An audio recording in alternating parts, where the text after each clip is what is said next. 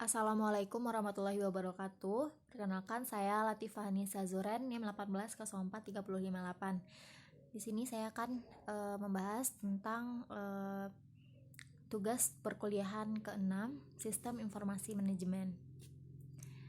Langsung saja kita bahas soal yang pertama, yaitu terdapat pada buku Balzan yang pertanyaannya, bagaimana jaringan berkomunikasi pada kesenjangan digital? Kesenjangan digital itu adalah istilah yang menggambarkan manfaat yang diberikan oleh komputer dan akses internet bagi orang-orang.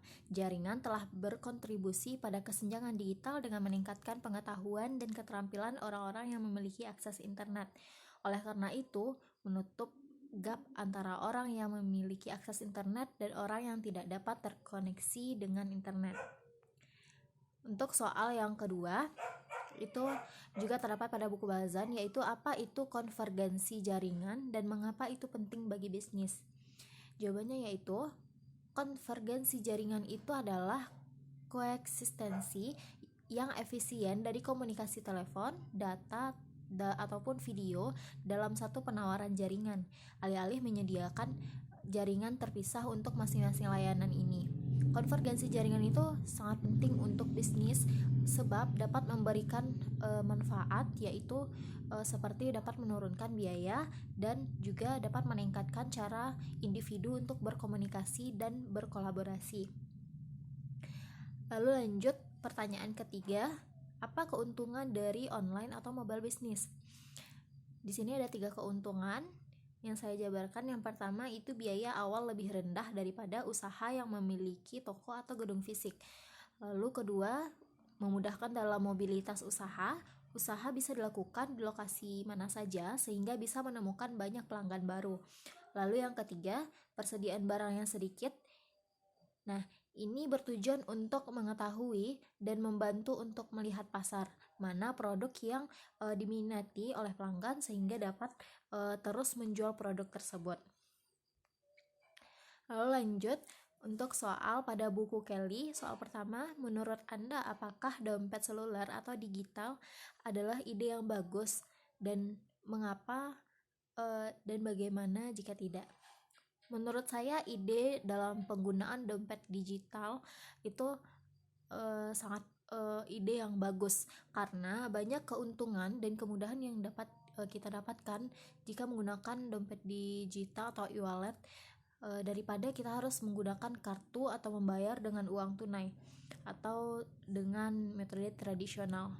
Nah, beberapa manfaat menggunakan e-wallet ini diantaranya yang pertama itu praktis karena banyak bermodalkan smartphone dan aplikasi e-wallet. Lalu yang kedua, mengelola semua kartu yang ada sehingga layanannya tersebut lengkap. Lalu yang ketiga, risiko penipuan dan pencurian data relatif kecil karena ada sistem enkripsi data. Lalu yang terakhir, adanya berbagai promosi yang dapat menguntungkan bagi pengguna.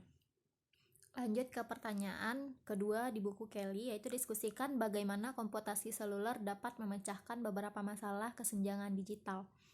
Komputasi seluler mengacu pada koneksi waktu yang nyata antara perangkat seluler dan lingkungan komputasi lain, seperti internet atau intranet. Inovasi ini merevolusi cara orang menggunakan komputer. Ini menyebar di tempat kerja maupun di rumah, dalam pendidikan, perawatan kesehatan maupun hiburan, dan juga banyak di area lain. Teknologi komputasi seluler memberikan energi dan memungkinkan pengguna mengakses internet kapan saja, di mana saja melalui perangkat seluler tanpa PC. Ini tidak hanya menguntungkan bisnis, tetapi juga memberikan peluang untuk menutup kesenjangan digital. Orang dapat mendownload video atau paket e-learning ke PDA, ponsel, notebook, dan lain sebagainya, dan juga dapat melatih atau mendidik orang yang hanya memiliki sedikit kesempatan untuk mengakses komputer atau internet. Lalu lanjut pada pertanyaan studi kasus pada buku Kelly. Yang pertama yaitu jelaskan mengenai ancaman utama terhadap jaringan nirkabel.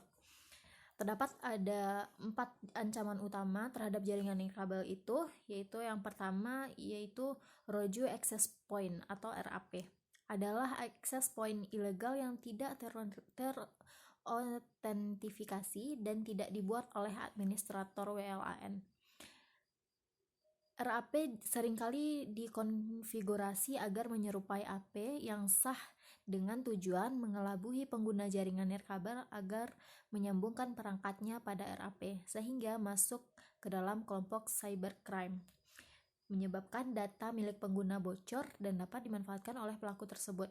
Untuk mencegah penginstalan titik akses penipu, organisasi dapat menginstal sistem pencegahan intrusi nirkabel untuk memantau spektrum radio untuk titik akses yang tidak sah. Lalu yang kedua, ada war driving. Seseorang yang melakukan kegiatan berkeliling ke berbagai tempat dalam usahanya mencari, mengeksplorasi, bahkan mungkin juga mengeksploitasi jaringan wireless yang ditemukan. Lalu yang ketiga ada eavesdropping, merupakan tindakan diam-diam atau diam-diam mendengarkan percakapan pribadi atau komunikasi orang lain tanpa persetujuan dari orang tersebut untuk mengumpulkan informasi. Jaringan itu menyadap serangan lapisan jaringan yang berfokus pada menangkap paket kecil dari jaringan yang dikirim oleh komputer lain dan membaca konten data untuk mencari semua jenis informasi. Lalu yang keempat ada frekuensi radio atau RF jamming. RF jamming ini adalah salah satu metode termudah untuk mengalahkan sistem alarm pencuri nirkabel, sistem keamanan nirkabel, dan apapun yang mengeluarkan sinyal nirkabel berkomunikasi melalui frekuensi radio. Radio jammer didesain untuk memotong sinyal dan alarm dari berbagai perangkat yang memancarkan frekuensi radio. Bentuknya berupa alat kecil yang bisa dibawa dengan mudah dan memiliki jangkauan hingga radius 15 meter. Lalu pertanyaan kasus yang kedua, yaitu manakah dari 4 ancaman yang paling berbahaya bagi bisnis dan mana yang paling berbahaya bagi individu? Untuk bisnis, menurut saya ancaman yang paling berbahaya untuk bisnis itu adalah Rogue Access Point atau RAP. RAP ini selain mengganggu keamanan, dia juga bisa mengganggu sinyal pembawa data pada frekuensi tertentu. AP cukup sulit untuk dicegah karena AP juga bisa berasal dari orang yang berada di dalam organisasi, sehingga membuka gerbang bagi orang luar untuk masuk ke dalam jaringan dengan mudah. Dan menurut saya ancaman dari dalam tersebut itu jauh lebih berbahaya dibandingkan dari ancaman yang datang dari luar. Lalu kemudian untuk bisnis, menurut saya ancaman yang paling berbahaya untuk individu,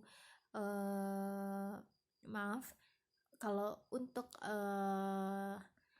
individu, menurut saya ancaman yang paling berbahaya untuk individu itu adalah war driving. Kenapa? Karena jaringan wireless seseorang bisa dicuri titik hotspotnya dengan cara cracking, sehingga pelaku war driving berhasil mendapatkan password dan dapat menggunakan jaringan internet dan disalahgunakan.